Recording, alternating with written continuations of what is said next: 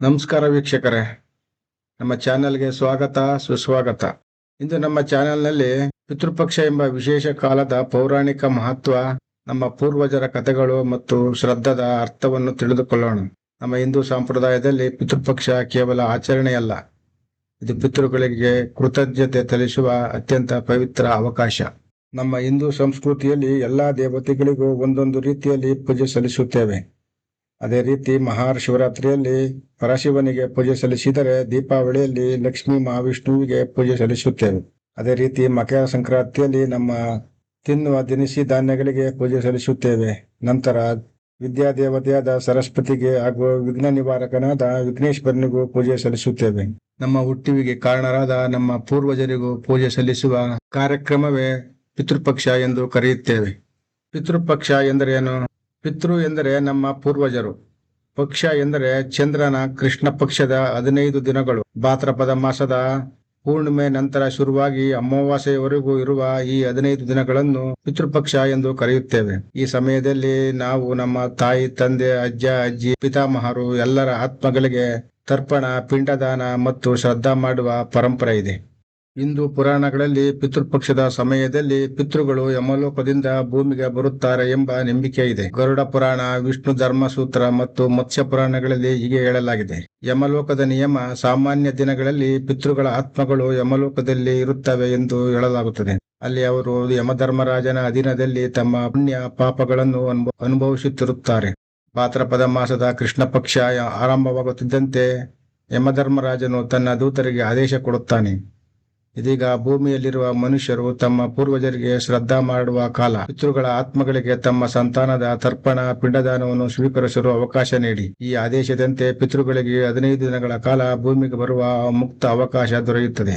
ಪಿತೃಗಳು ಅದೃಶ್ಯ ರೂಪದಲ್ಲಿ ಹಕ್ಕಿಗಳಂತೆ ವೇಗವಾಗಿ ತಮ್ಮ ಕುಟುಂಬದ ಮನೆಗಳಿಗೆ ಬರುತ್ತಾರೆ. ಶ್ರಾದ್ದ ಮಾಡುವ ಸ್ಥಳದಲ್ಲಿ ಅಕ್ಕಿ, ತಿಲ, ನೀರು, ಪಿಂಡದಾನ ವಾಸನೆ ಅವರನ್ನು ಆಕರ್ಷಿಸುತ್ತದೆ. ಅವರ ಆತ್ಮಗಳು ಪಿಂಡದ ತತ್ವ ರೂಪದಲ್ಲಿ ತೃಪ್ತರಾಗುತ್ತವೆ. ತರ್ಪಣ ಮತ್ತು ಪಿಂಡದಾನ ಸ್ವೀಕರಿಸಿದ ಪಿತೃಗಳು ಸಂತೋಷಗೊಂಡು ತಮ್ಮ ಕುಟುಂಬಕ್ಕೆ ಆರೋಗ್ಯ, ಐಶ್ವರ್ಯ, ಸಂತಾನ ಸುಖ, ದೀರ್ಘಾಯಸ್ಸು ಎಂಬ ಆಶೀರ್ವಾದ ನೀಡುತ್ತಾರೆ. ಶ್ರಾದ್ದ ಮಾಡದಿದ್ದರೆ ಪಿತೃಗಳು ಹಸಿವಿನಿಂದ ಮರಳಿ ಯಮಲೋಕಕ್ಕೆ ತೆರಳುತ್ತಾರೆ ಎಂಬ ನಂಬಿಕೆ ಇದೆ. ಹಿಂದೂ ಪುರಾಣದ ಪ್ರಕಾರ ಯಮರಾಜನು ಹೇಳುತ್ತಾನೆ: ಪಿತೃಗಳಿಗೆ ಶ್ರದ್ಧೆಯಿಂದ ಮಾಡಿದ 1 ಲೋಟ ನೀರಿನ ದರ್ಪಣ 1000 ಯಜ್ಞಗಳ ಫಲಕ್ಕಿಂತ ಶ್ರೇಷ್ಠ.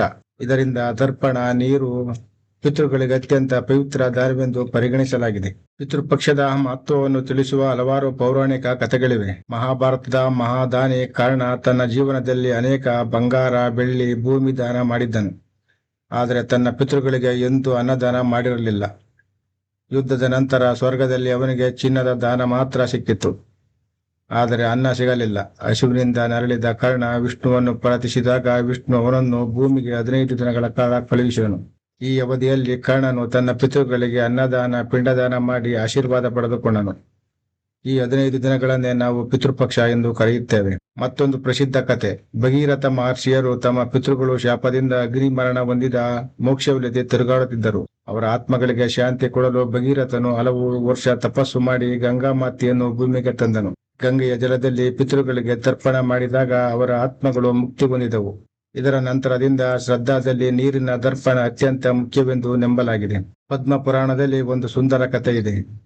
ಯಮಧರ್ಮರಾಜನ ಸೋದರಿ ಯಮುನೆ ತನ್ನ ಅಣ್ಣನನ್ನು ವರ್ಷದಲ್ಲಿ 1 ದಿನ ನೋಡಲು ಬಯಸುತ್ತಾಳೆ. ಪಿತೃಪಕ್ಷದ ಅಮಾವಾಸ್ಯ ದಿನದಲ್ಲಿ ಯಮನು ಭೂಮಿಗೆ ಬಂದು ಸೋದರಿಯನ್ನು ಭೇಟಿಯಾಗುತ್ತಾನೆ. ಆ ದಿನ ಶ್ರಾದ್ದ ಮಾಡುವವರಿಗೆ ಯಮನಿಂದ ಪಾಪ ನಿವಾರಣೆ ಹಾಗೂ ಪಿತೃಗಳ ಆಶೀರ್ವಾದ ಸಿಗುತ್ತದೆ ಎನ್ನುವುದು ನಂಬಿಕೆ ಇದೆ. ಮತ್ತೊಂದು ಕಥೆಯ ಪ್ರಕಾರ ಸತ್ಯಪ್ರಿಯನಾದ ರಾಜ ಹರ್ಷಚಂದ್ರ ಪಿತೃಪಕ್ಷದಲ್ಲಿ ಬಡತನದಲ್ಲಿದ್ದರೂ ಶ್ರಾದ್ದವನ್ನು ಬಿಡಲಿಲ್ಲ.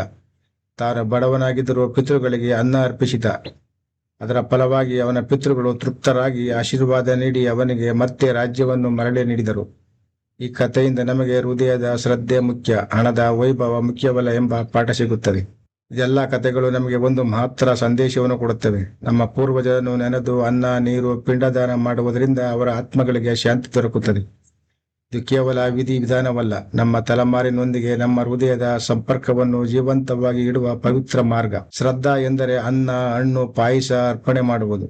ಪಿಂಡದಾನ ಅಕ್ಕಿ, ತಿಲದಿಂದ ಪಿಂಡದಾನ ಅರ್ಪಣೆ ಮಾಡುವುದು. ತರ್ಪಣ ತಿಲ ಮಿಶ್ರಿತ ನೀರನ್ನು ಅರ್ಪಿಸುವುದು. ದಾನ ಬ್ರಾಹ್ಮಣರಿಗೆ ಅನ್ನ, ವಸ್ತ್ರ, ಹಣ್ಣು ದಾನ ಮಾಡುವುದು. ಪಿತೃಪಕ್ಷ ನಮ್ಮ ಪೂರ್ವಜರೊಂದಿಗೆ ಕೃತಜ್ಞತೆಯ ಬಾಂಧವ್ಯವನ್ನು ಕಾಪಾಡುವ ದೈವಿಕ ಅವಕಾಶ. ಈ ಸಮಯದಲ್ಲಿ ಮಾಡಿದ ಪ್ರತಿಯೊಂದು ಶ್ರದ್ಧಾ, ತರ್ಪಣ, ದಾನ ನಮ್ಮ ಪಿತೃಗಳನ್ನು ಸಂತೋಷಪಡಿಸಿ ಕುಟುಂಬಕ್ಕೆ ಐಶ್ವರ್ಯ, ಆರೋಗ್ಯ, ಸಂತಾನ ಭಾಗ್ಯ ನೀಡುತ್ತದೆ.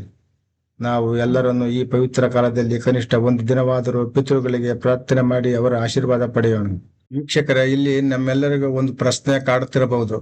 ಅದೇನೆಂದರೆ, ಹುಟ್ಟಿದ ಆತ್ಮ ಮತ್ತೆ ಸಾಯಲೇಬೇಕು, ಸತ್ತ ಆತ್ಮ ಮತ್ತೆ ಹುಟ್ಟಲೇಬೇಕು, ಮತ್ತೆ ಹೇಗೆ ಇದು ಯಮಲೋಕದಲ್ಲಿ ನೆಲೆಸಿರುತ್ತದೆ ಅನ್ನೋದನ್ನ ನೋಡೋದಾದ್ರೆ, ಗರುಡ ಪುರಾಣ, ಬ್ರಹ್ಮ ವೈವರ್ತ ಪುರಾಣ ಮತ್ತು ವಿಷ್ಣು ಧರ್ಮ ಸೂತ್ರಗಳ ಪ್ರಕಾರ ಆತ್ಮವು ಮರಣದ ನಂತರ ತಕ್ಷಣ ಪುನರ್ಜನ್ಮ ಪಡೆಯುವುದಿಲ್ಲ. ಪ್ರತಿ ಆತ್ಮ ತನ್ನ ಕರ್ಮ ಫಲಕ್ಕೆ ತಕ್ಕಂತೆ ಕೆಲ ಸಮಯ ಯಮಲೋಕದಲ್ಲಿ ವಾಸಿಸುತ್ತದೆ. ಈ ಲೋಕವನ್ನು ಪಿತೃಗಳ ತಾತ್ಕಾಲಿಕ ವಿಶ್ರಾಂತಿ ಸ್ಥಳ ಎಂದು ಕರೆಯುತ್ತಾರೆ. ಅಲ್ಲಿ ಆತ್ಮವು ತನ್ನ ಪಾಪ ಪುಣ್ಯದ ಲೆಕ್ಕಾಚಾರ ಅನುಭವಿಸುತ್ತಾ ಮುಂದಿನ ಜನ್ಮಕ್ಕೆ ತಯಾರಾಗುತ್ತದೆ. ಪುನರ್ಜನ್ಮ ತಡವಾಗುವ ಕಾರಣಗಳೇನು? ಪಿತೃಗಳಿಗೆ ತಕ್ಷಣ ಪುನರ್ಜನ್ಮ ಸಿಗದೆ ಇರುವ ಕೆಲವು ಪುರಾಣೋಕ್ತ ಕಾರಣಗಳಿವೆ. ಅಪೂರ್ಣ ಕರ್ಮ. ಆತ್ಮದ ಕೆಲವು ಕರ್ಮಗಳು ಇನ್ನೂ ಸಂಪೂರ್ಣ ಫಲಿಸಿಲ್ಲ. ವಂಶ ಸಂಸ್ಕಾರ. ಸಂತಾನದ ಶ್ರದ್ಧಾ, ತರ್ಪಣದ ಮೂಲಕ ಆತ್ಮದ ಕೆಲವು ಬಾಕಿ ಕರ್ಮ ಶುದ್ಧವಾಗಬೇಕು. ಮೋಕ್ಷದ ನಿರೀಕ್ಷೆ.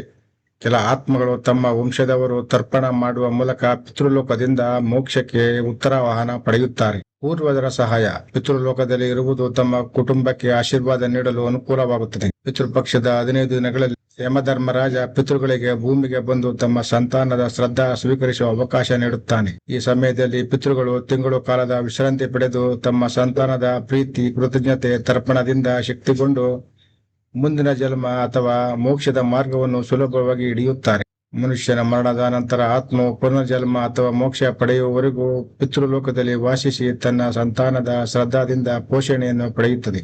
ಅಂದರೆ ಪಿತೃಗಳು ಶಾಶ್ವತವಾಗಿ ಅಲ್ಲೇ ಬಾಧಿತರಾಗಿಲ್ಲ. ಅವರು ಮಧ್ಯಂತರದಲ್ಲಿ ಅಲ್ಲಿ ನೆಲೆಸಿದ್ದು ಸಂತಾನದ ದಾನ, ತರ್ಪಣದಿಂದ ಶುದ್ಧಗೊಂಡ ನಂತರ ಮುಂದಿನ ಜನ್ಮಕ್ಕೆ ಅಥವಾ ಮೋಕ್ಷದ ಪ್ರಯಾಣ ಮಾಡುತ್ತಾರೆ. ಸರಳವಾಗಿ ಹೇಳುವುದಾದರೆ, ಪಿತೃಗಳು ಯಮಲೋಕದಲ್ಲಿ ಅವರು ಪುನರ್ಜನ್ಮವಿಲ್ಲದೆ ಸಾಯುವುದಿಲ್ಲ. ಅದು ತಾತ್ಕಾಲಿಕ ಲೋಕ.